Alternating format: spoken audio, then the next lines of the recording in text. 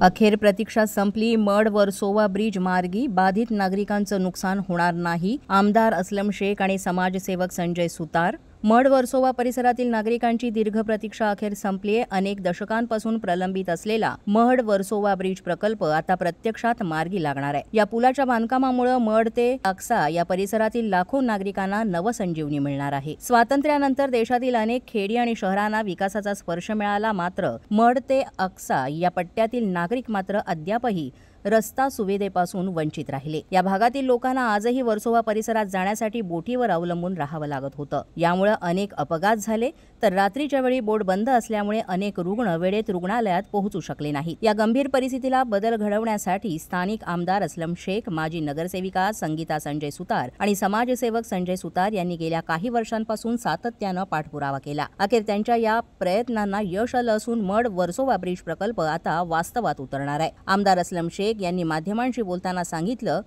की कोर्टाची एक परवानगी आणि वन विभागाचा अंतिम मंजुरी आदेश मिळाल्यानंतर पुढील 2 महिन्यात ब्रिजचं प्रत्यक्ष काम सुरू होणार आहे। याचबरोबर ज्या नागरिकांचे घर किंवा जागा या प्रकल्पामुळे बाधित होणार आहेत त्यांना योग्य भरपाई आणि मदत प्रथम देण्यात येईल, असंही आश्वासन आमदार असलम शेख आणि समाजसेवक संजय सुतार यांनी दिलंय। गेल्या अनेक मड वर्सोवा ब्रिजच्या कामाला सुरुवात होते। कशा पद्धतीचा याचा जो फायदा आहे नागरिकांना ते होणार असेल, पण ज्यामध्ये घर जे बाधित होणार आहे, ज्यांची जागा जाणार आहे, त्यांना पर्याय जागा कशा पद्धतीने मिळणार आहेत, काय सांगा?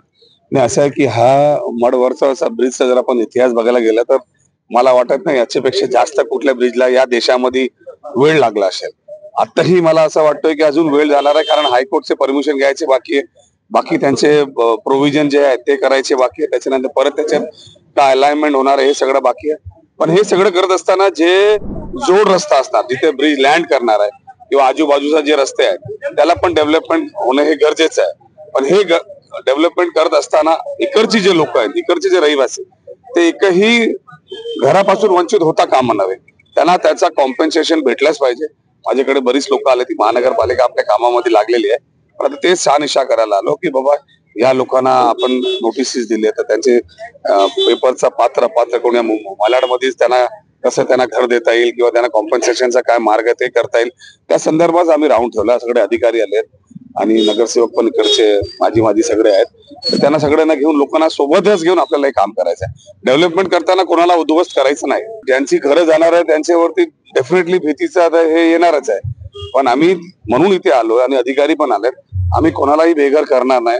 ज्यांचे डॉक्युमेंट बघणार, डॉक्युमेंट चांगले असणार का त्यांना व्यवस्थित कॉम्पन्सेशन, फ्लॅट किंवा मनी कॉम्पन्सेशन जे काय असते ते आम्ही कायदेशीर त्यांना करू। ऍक्च्युअली लँडिंग तिकडे पण होतं आणि इकडे पण होतं, इकडे पण होतंय, आणि या सगळ्या गोष्टीला आपण नेहमी हे करत असताना हा रोड होणार आहे आणि ब्रिजच्या सगळ्या लोकांना, स्थानिक लोकांना पण आपण घेऊन गेलेलो, त्यांना पण समजावून सांगितलेलं आहे। त्याच्यानंतर आपण व्यवस्थित एक सर्व्हे करूया, बघूया, साहेबांना बघू दे, मग आपण जाऊ। आज रोजी मड परिसरात सहाय्यक आयुक्त कुंदन वाळवी यांच्यासह अनेक अधिकारी आणि स्थानिक प्रतिनिधींनी स्थळाची पाहणी केली। नियोजनाच्या वेळी नागरिकांना त्रास होणार नाही याची काळजी घ्यावी असे स्पष्ट निर्देश आमदार शेख यांनी अधिकाऱ्यांना दिलाय। या प्रकल्पामुळे मड वर्सोवा अक्सा परिसरातील नागरिकांना नव्या विकास युगाची दारं खुली होणार आहेत। शिक्षण, आरोग्य, रोजगार आणि वाहतूक या सर्व क्षेत्रात नवा वेग मिळेल अशी आशा व्यक्त केली जाते।